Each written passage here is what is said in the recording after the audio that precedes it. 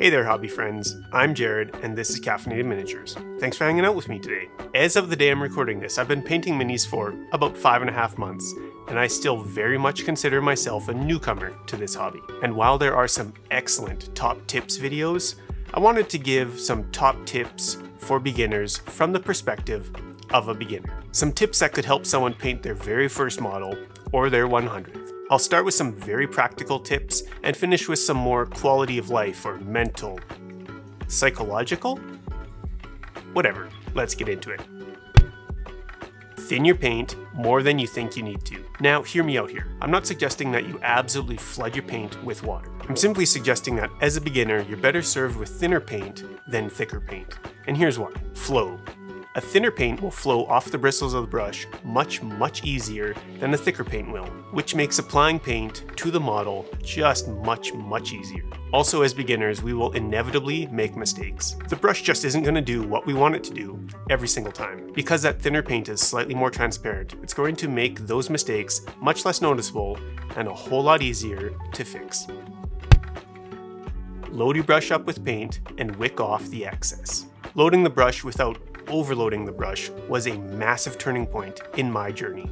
Getting just the right amount of paint into the belly of the brush or the fat part of the bristles, so you don't absolutely flood the model with paint, requires a couple of things. First, you want the bristles damp, not soaking wet, but damp. And this is partly to blame for many of us licking our brushes. No! Just kind of an easy and convenient way of getting just the right amount of moisture into the brush. Next, after you load up the brush with paint, you want to wick off the excess onto a piece of paper towel. I really can't stress that latter part enough. Wicking the excess paint off onto a piece of paper towel was the difference between an absolute mess and complete control for me. Sure, you might be wasting a tiny amount of paint onto the piece of paper towel, but that sacrifice to the paint gods is absolutely worth it for the amount of control you get over the paint. Do it now. You can thank me later.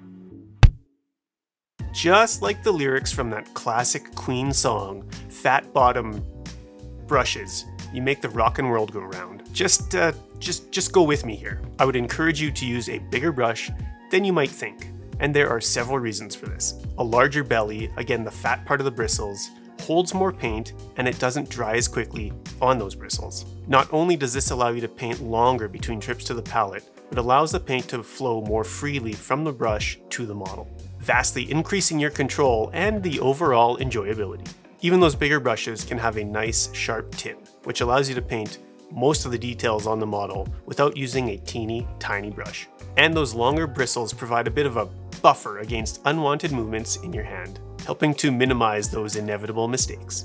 Basically, bigger brushes mean bigger fun. Yeah. Rinse and clean your damn brushes. Whether you're using a dollar store synthetic brush or a much more expensive sable hair brush, you can significantly increase that brush's life by rinsing often and periodic cleaning. Rinsing often is the easiest thing you can do to keep your brush going. It helps to keep paint from drying in the bristles and working its way up into the ferrule, or the metal part that connects the handle to those bristles, both of which are going to impact the shape and usability of a brush. During a paint session, I'll rinse my brush whenever I go back to the palette for more paint. Ideally, after each paint session, you should clean and condition your brushes. Admittedly, I don't do this as often as I should, so I guess this is for all of us. There are loads of brush cleaners on the market. This just happens to be the one that I use. I'll get the brush good and wet and swirl in the cleaner, lathering up the bristles, then just rinse and repeat until the brush is clean. After that final rinse, I'll quickly drag the brush through the compound and reshape the bristles in the crease of my palm. Just remember to give that brush a rinse before the next paint session. And when it comes to paint, more is not necessarily better. You do not need every paint from every line. Learning to mix paints and use what you have is going to help you more in the long run. Looking for a dark desaturated green? Try adding some dark brown or maybe black to whatever green you've got. Don't have an orange? Throw some yellow and red together and see what happens. Rather than worrying about what you don't have fun with what you do. If you have a model that excites you, paint it. Now, I've been guilty of waiting until I was good enough to paint a model. However, I came to the conclusion that that way of thinking would just lead to this endless cycle of never actually feeling good enough to paint it. So I just painted it. In doing so, I tried harder, I paid more attention, and I learned so much. And truly took a massive leap forward in my painting journey. And most importantly, I think you can too. Worst case scenario, you've got a painted model, you learned a whole lot, and the next model that excites you will just be that much better. As a beginner, never, under absolutely any circumstance, should you be comparing yourself to anyone else. Sure, if you're entering a contest, this is going to be inevitable. But as beginners, I don't think we're doing that. It is far too easy to compare yourself to all of the incredible painters that you see on social media. But this just leads to self-doubt and the feeling that you'll never actually be good. In the words of Mark Twain, comparison is the death of joy. So focus on the process, enjoy it, and if you feel like you need to make a comparison, compare yourself to yourself. It's really the only comparison that matters. Think less, paint more. Maybe that should be worry less, paint more. Regardless, paint more.